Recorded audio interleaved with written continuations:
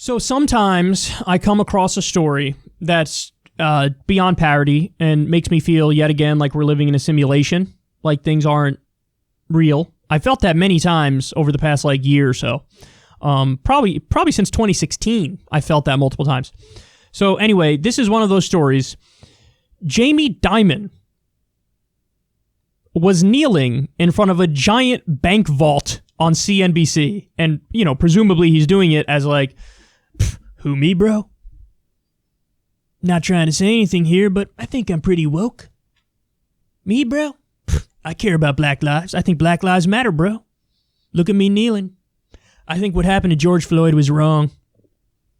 Congrats, Jamie. You think murder's wrong. Wonderful. Good for you. Yes, I agree. Murder's wrong.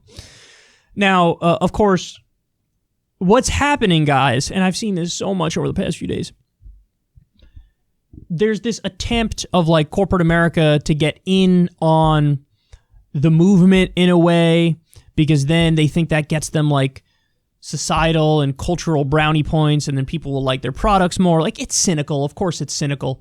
And I've just seen so many brands kind of jump in on it. Now, the counter argument is, well, wouldn't you rather have them be on the right side than be on the wrong side? And I guess my answer, putting Jamie Dimon aside for a second, I'll get to him more, but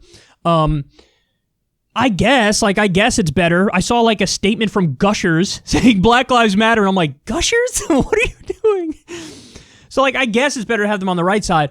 But, and here's the point, the reason why they're willing to do this is because they think if I align on the social stuff, well then maybe I can get away with all the economic stuff I do. So a lot of these corporations that are pretending to be all Wokesville on us, there was a great thread from Respectable Lawyer on Twitter where he was saying this company makes their products, through Cambodian sweatshop labor.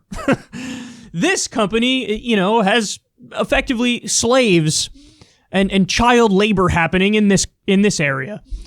And so it's yeah, a company might say, oh, I'm down with the struggle or whatever, but then they pay minimum wage, which nobody could live on. And so the people who work for them are devastated. So it's you always got to be careful when you have these giant corporations get in on a movement or something, because it's well, obviously, fundamentally, this is a cynical ploy. If they thought for a second it was more advantageous to be on the opposite side of it, they would be on the opposite side of it. So it's all a gross calculation behind the scenes. It's nothing about as principled or anything like that.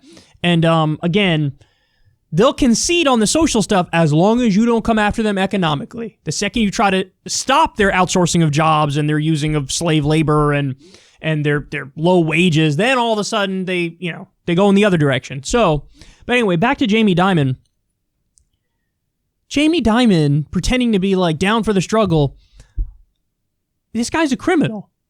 This guy's the biggest looter of them all, as Warren Gunnels said. So his bank was fined $13 billion for mortgage fraud, $614 million for predatory lending practices, $55 million for discrimination, $31 million for illegally foreclosing on military families, and this was all while he got a $416 billion bailout that allowed him to become a billionaire. So he's a looter. He's a corporate socialist. He's robbing from regular people. He's stealing from regular people so that he has his wealth, and then he thinks he's some sort of super genius as a result of it. And he'll give you all you want. Oh, you want me to pretend to be down with the struggle? Oh, I'll do that. As long as you don't question my $416 billion bailout. Don't question my role in helping collapse the economy in 2008. Don't question the fact that I'm a Wall Street fraud and criminal. It's disgusting, man. Oh, it's so disgusting. So, there you have it. Some of the worst looters in the country, some of the worst criminals in the country, the financial criminals, the white-collar criminals, they're now pretending to be totally about a left-wing life and positive change.